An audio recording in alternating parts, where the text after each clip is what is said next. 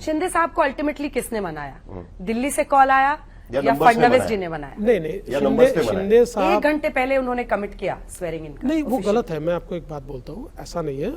मेरी उनसे 1 दिन पहले भी बात हो गई थी और मैंने लेटर भी भेज दिया था उनके नाम का। उनकी पार्टी में 2 राय चल रही थी।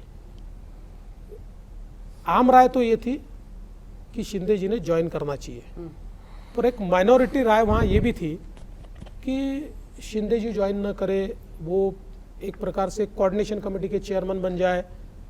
तो उसके ऊपर उनकी चर्चा चल रही थी। और शिंदे जी की मैंने एक आदत देखी है कि पेशेंटली हियर करते हैं और थोड़ा सबसे बातचीत करते हैं। चुनाव के समय भी साहिल को पता है कि जब टिकटों का बंटवारा होता था तो अंतिम समय तक उनकी चर्चाएं चलती थी, लेकिन उनका निर्णय पक्का हो गया था। उन्होंने पूरे डेमोक्रेटिक प्रोसेस को फॉलो किया। मनाया किसने?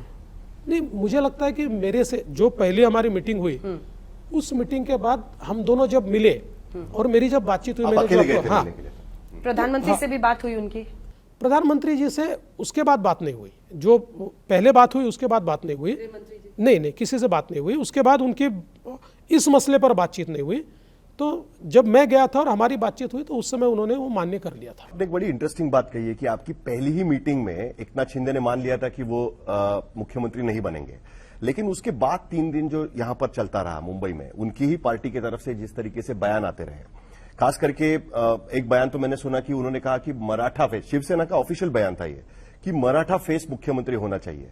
क्या आपको कहीं लगा कि ये विपक्ष की भाषा की बात चल रही है? क्योंकि विपक्ष में इस तरीके की बात बहुत हुई थी इलेक्शन के समय पे। क्या होता है कि पार्टी में नेता होते हैं, कार्यकर्ता होते हैं, उनकी एक अपेक्षा होती है कि अपना नेता बनना चाहिए। तो कई बार ब्रीफ से आगे बढ़कर भी वो बोल देते हैं। कई बार कुछ पार्टी में ऐसे भी नेता होते हैं जिनको ये लगता है कि हमारे नेता के बारे में हम नहीं बोलेंगे तो भाई हमारे नेता के सामने हमारा कद कैसा बड़ा होगा।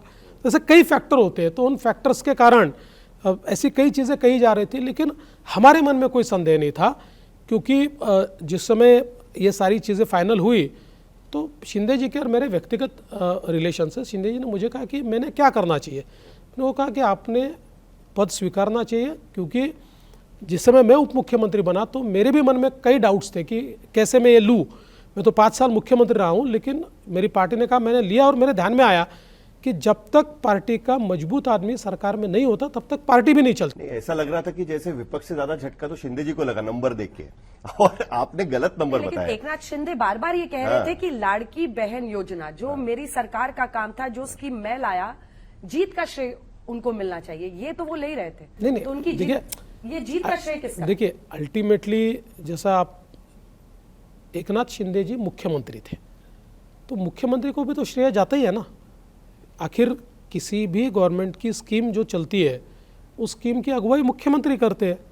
तो मुझे ऐसा लगता है कि उन्होंने अगर ये कहा कि लाडली बहन योजना, तो हमको निश्चित रूप से फ़ायदा हुआ है। पर मैंने जैसे कहा कि लाडली बहन योजना हो, फ्री पावर की योजना हो, बच्चियों के लिए फ्री शिक्षा की योजना हो, ऐसी कई योजनाएं जो हमने तैयार की, इन योजनाओं ने हमारे लिए एक सकारात्मकता तैयार की।